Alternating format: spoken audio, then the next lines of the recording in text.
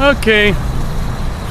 Now, today is July 13th, 2010. A year ago, on July 7th, 2009, I was coming along this street here, where that car's coming, and right where my car is was a stupid van full of a Mexican family with a male driver, a female lying passenger, and a nest full of kids. Here I come down the street, 35, 40 miles an hour, whatever. I'm coming, they're here, they're getting ready to make a turn. In fact, I remember, I think their blinker was on. They were right here though, right here. In case the stupid, ignorant cops see this all? There's the pillar, there's everything. There's where the stupid van was, you dumb, ignorant cops. I'm a little bitter after a year because nothing has really happened. Just crap has happened to me. So I come along, these idiots get ready to turn. I'm coming, and I see, I think they're gonna turn, so they're going this way, I'm gonna turn this way. They don't do nothing. Bam! I slam head on into them. Totaled the car. I was in a white Chevy Lumina. It was like a 99 Chevy Lumina. It was my mom's because my AMX transmission just took a poo-poo on me. And I was going up to Valencia to a meeting on Tuesday night. So July 7th, 7/7 at 7 p.m., the stupid accident happens. I'm smashed. My car's totaled. Here's their stupid car. I'm smashed up in the car. I remember this very clear in case any stupid lawyers or any other idiot, ignorant people are watching. I watch my airbags go down. As they go down, I see the male Hispanic and the female Hispanic sitting there saying something to each other. Let me check the time. I'm like, oh boy, I hope they're not hurt. Because, I'm a nice guy. This is before all this happened.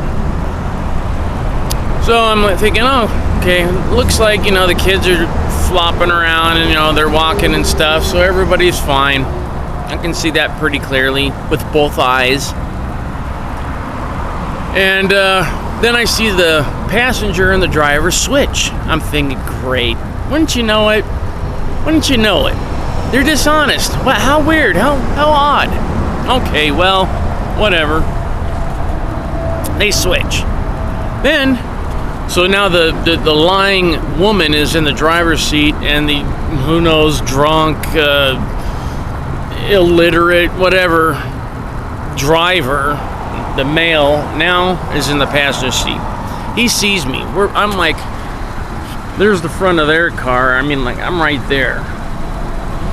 So he gets out of the passenger side van door, not the door in the front, but the back, the side door. Gets out, comes around, looks into my passenger side door window, and he's just looking at me. So I'm looking at him, and I can notice I feel blood or something warm on my back. I'm thinking, this isn't good. So I think I said to him, I'm hurt, or help me, I'm hurt. So he runs off that way, pew, like Speedy Gonzales. I'm thinking, oh good, he's going to get help. Nah, he's running home. Never saw him again. No one ever heard or talked to him about him again. So the lying woman says she was driving. She comes up here. She's right here. She stops because she sees me way down there coming at her 50 miles an hour with my head down in the passenger seat. Okay, that's odd. Did I pass out? Was I having a diabetic seizure? Which I'd be weird because I'm not diabetic. I'm 50 miles an hour, I'm coming at her, and she just stops there and watches. And she said she was honking the horn the whole time. Believe me, if she was honking the horn, I would have stopped.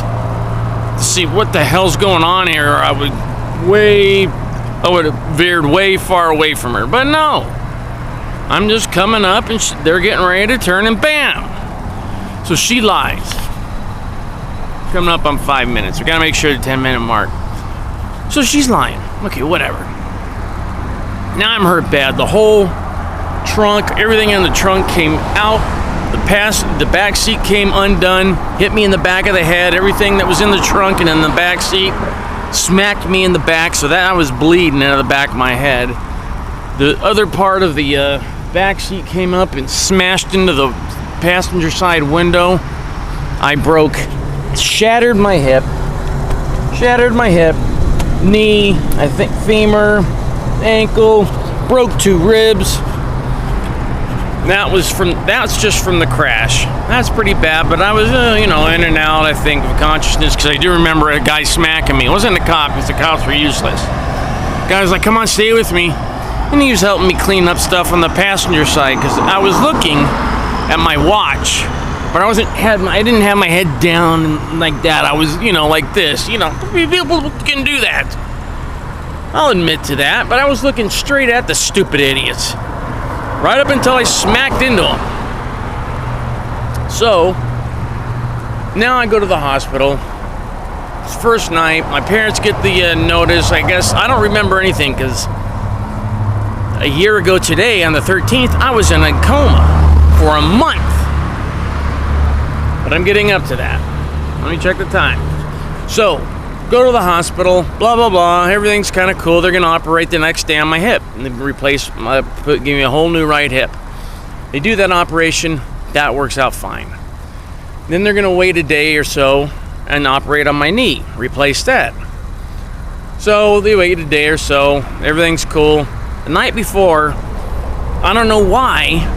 I don't remember this completely. I do barely. Every time I go by this, because I didn't remember the accident until I came by here several times, and then I started to remember. At the hospital, the nurses plus it's on the nurse's report and everything. They're trying to get me to eat this cheesecake and drink something. I'm like, I'm not hungry. I'm not supposed to eat. They said do not eat until 12 hours before the operation. Wait.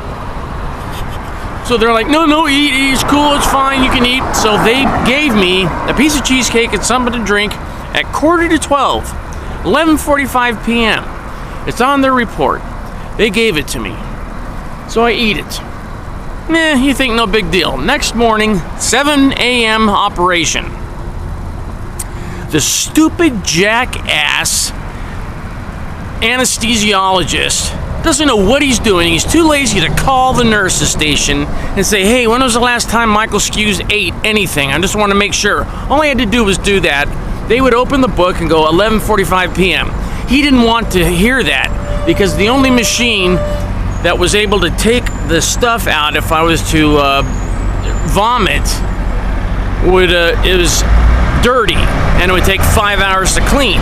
They didn't want to do that. So he's like, when was the last time you ate? And I said, I don't know, because he's already filling me up with juice to get ready to, put me under. I'm laying there. I'm going into the emergent and going into operation pretty soon. I'm going to have to switch off and do it again. Part 2 coming up. So he asked me what time. I go, I don't know. I think it was 7 p.m. because that's when I ate dinner, I think, around 7 p.m. I didn't remember. So he's asking me. He's not doing what he's supposed to do, because he knows he doesn't want to hear the wrong thing and then have to push everything back 5 hours, and it would be his fault because he didn't have the machine clean. I'm going to stop and go to part 2. Hold on, because I'm really getting ready to lay it on here. Hold on.